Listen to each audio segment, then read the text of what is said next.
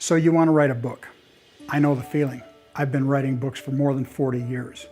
Now there's a lot of people out there on the internet and elsewhere that will try to tell you that writing a book is easy.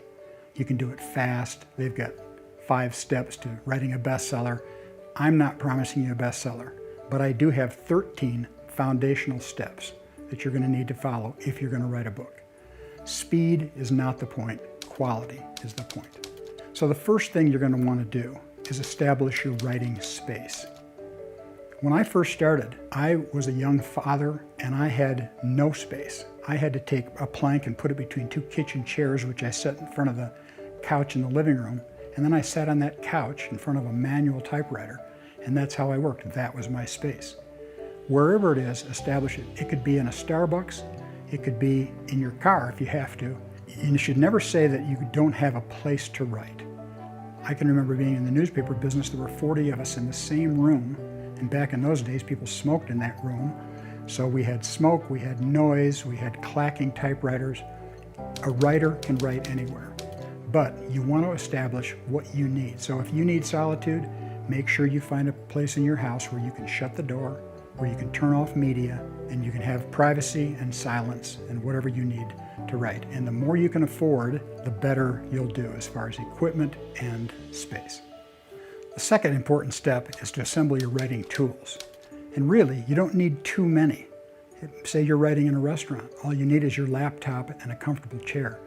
Now, you may have to take whatever chair they've got, but learn how that works for you. Do you need to take a cushion from home so you can sit up straight? Your back and your neck are important to your writing. You're going to be spending a lot of hours in front of that computer. So don't scrimp on your computer, and when you're home, don't scrimp on your chair.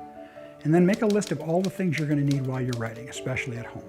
If you need paper clips or a stapler or whatever, make sure you have all those within arm's length so you don't get distracted by having to look for things when you need them. Okay, the third important thing you want to do is to break the project into small pieces. The reason that writing a book seems so colossal is because it is. Writing a book is akin to eating an elephant. How do you eat an elephant? One bite at a time. So break the task into as many small pieces as you can. You have to realize, yes, it's a 400 or 500 page manuscript in the end, but that's made up of sentences, paragraphs, chapters. Just do them one at a time. That's the way to get a handle on it. Step number 4 is to settle on your big idea, and it needs to be a big idea. If it's book worthy, it's going to be big concept. We don't have any room in the marketplace anymore for small concept book ideas. If it's small, use it for a blog or an article. But think how to win friends and influence people. If you're thinking nonfiction, think Harry Potter if you're thinking fiction. It has to be big. I can't overstate the importance of this. If you try to write a book before and you ran into a roadblock at the 20 or 30 day mark, or maybe the 20 or 30 page mark, it could be because your idea wasn't big enough. How do you know if your idea is big enough and if it has legs? If it stays with you. If you tell your spouse or your friend what your book is about, and every time you tell them it gets bigger, that's a book that's going to last in the marketplace too. Step 5 is to construct your outline. And as you can see, I've done that on my whiteboard here for you. Now, this might sound surprising for me to talk about outlining when I'm known as a pantser, one who writes by the seat of his pants. Stephen King is the best known writer who's a pantser. He says, put interesting characters in difficult situations and write to find out what happens. I like to do that, so people think I don't outline at all. But even we fiction writers who are pantsers have to have some sort of idea where we're going. Even if it's on one side of one sheet of paper, give yourself some direction of where you're going. Now, some people, especially if you're a beginning writer, your editor or your agent may need to see an entire synopsis of your novel idea. So you'll have to do more of an outline than you might have to do later. And agents and editors demand outlines for nonfiction. There's no writing a nonfiction book without an outline. They want to know what you're going to say, how you're going to say it, where you're getting your information, and what your points are going to be. Now, we often talk in fiction about the marathon of the middle and how that stops everybody. That's one of the places that I stop too. I mean, I've written over 190 books, and I every time get to the halfway or three-quarter point, and I wonder, why did I ever think I could do this? That's the marathon of the middle, and you can't just survive it or endure it. You have to thrive in it because the reader is right with you. If it seems boring to you, your reader is asleep. So, and this happens to be true of nonfiction as well. Now, you'll take care of that with your outline in nonfiction. You'll know that your middle has enough good stuff in it. In fiction, especially if you're a pantser, you better be sure you're saving a lot of big setups and payoffs for that marathon of the middle. And you can do the same in nonfiction. The same structure works for nonfiction as fiction. You don't have the same number of elements as far as tension and conflict and dialogue and that type of thing, but you still need the setup and the payoff. Make your nonfiction book, say you're writing a nonfiction book about how to build a model ship. You need to set it up so that it looks impossible until your specific solution comes through. That's your setup and payoff. And remember, don't be intimidated by an outline. Your outline serves you, not the other way around. If you've got an outline and you find yourself drifting from it, or you think the book is working a different way better, change the outline. Don't change the book. Make your outline work for you. Okay, I'm back to my desk for point number 6, and that is to set a firm writing schedule that includes a firm deadline that you keep sacred. This is the thing that hangs up too many beginning writers. They don't have a publisher's deadline, so they have to set their own. And sometimes we tend to fudge on our own deadlines. Make sure you don't do that. Keep your deadline sacred. Now, the way you do that is you figure out roughly how many pages you're going to be writing for your book. If it's 300, 400, 500, divide that into the number of days you're allotting yourself to write. Now, this may change once you get started and realize how many or how few pages you can write per day. If you schedule yourself for 10 pages a day and find that you're really not comfortable with more than 4 or 5, change your schedule, change your deadline.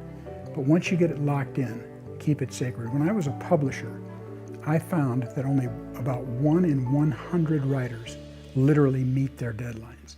If you just do that, you set yourself apart from 99 out of 100 writers. Don't make the mistake of thinking you're going to find the time to write. When I have to write, I have to have something sacrificed from my schedule.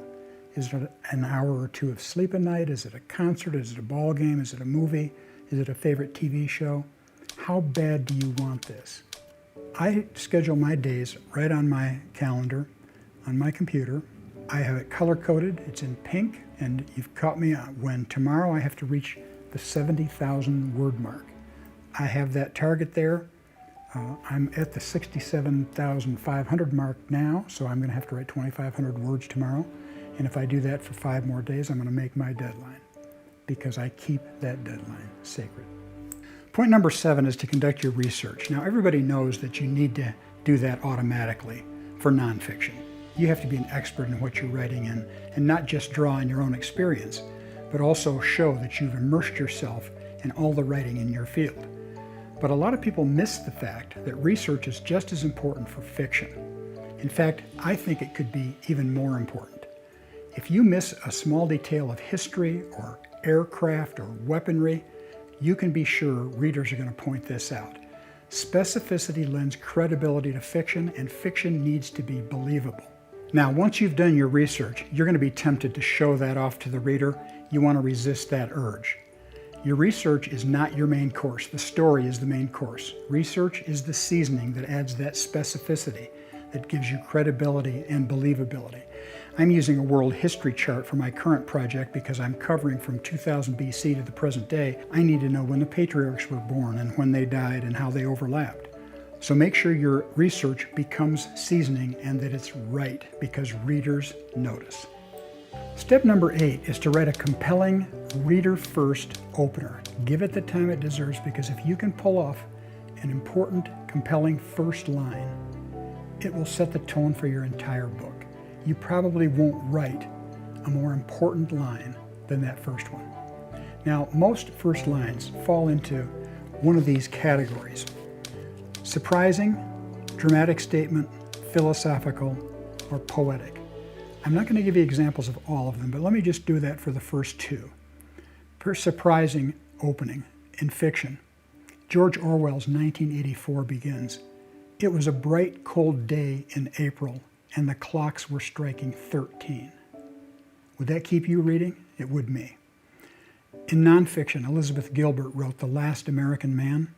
Her first line was, "By the time Eustace Conway was 7 years old, He could throw a knife accurately enough to nail a chipmunk to a tree. Now for dramatic statement, I'm sure you've read Toni Morrison's Paradise. Remember that first line? They shoot the white girl first. That's a dramatic statement. Now let me read you the opener to my work in progress. I'm not putting it in the category of these classics, but here's how I start. It's your mother, Nicole Berman's father said over the phone. She rose from her desk at the sound of his voice. What happened? Hopefully that'll keep you reading. Now what do I mean by reader first? Every decision you make in your manuscript should go through that filter of reader first. Not you first, not editor first, not agent first, not reviewer first, not critic first, reader first. Whenever I have readers tell me that they really liked a book of mine, I think back to that motto, think reader first, that I often will tack right to my screen on a sticky note. I want it to be the best, most compelling, most moving, most emotional experience they've ever had because I'm thinking reader first, not anybody else first. So think reader first, last, and always. Step number 9 is to fill your story with conflict and tension. Readers crave tension, and yes, this applies to nonfiction as well. Almost every time a writer shows me their manuscript and says, I don't know where to go from here, it's because they got to a point where the people on the page are agreeing with each other too much. Now, we like that in real life. It's nice to have pleasant conversations, talk with your spouse over a meal. You're talking about how nice a day it is and what you're going to do. There's nothing more boring in fiction than that. So what you want to do is inject that conflict. Have one of those characters say something totally off the wall. Maybe one says, isn't it a beautiful day? And the other one says, oh, sure, you would say that.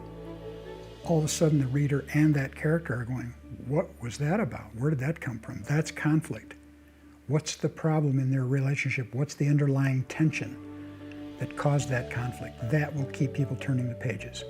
And you want to do that on every page, even if it's just a matter of someone setting up an appointment. They need to see the doctor tomorrow. There's an implication there that something's coming up, otherwise why would the author put it in there? Now in nonfiction, how do you do that? You don't want unpleasantness. It doesn't have to be something negative. It doesn't have to be a battle or a war or a fight. Conflict and tension come up in nonfiction simply by promising and then delivering, setting up and paying off.